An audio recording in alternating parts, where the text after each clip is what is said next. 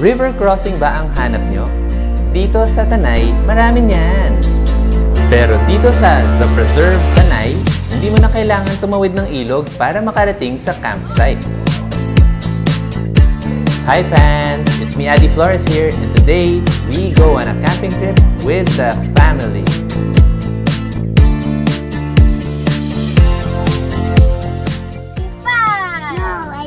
Yeah, 85.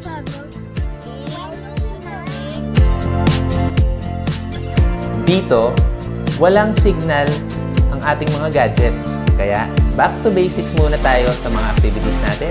Naglalaro tayo ng mga board games, naglalaro ng football, at syempre, nagmemorienda.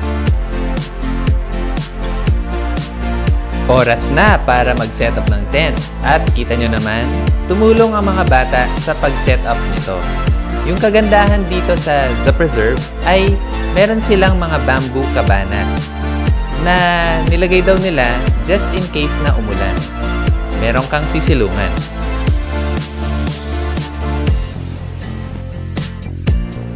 Right beside the campsite is the small river, kung saan tumatawid yung mga sasakyan papunta sa iba pang mga campsite.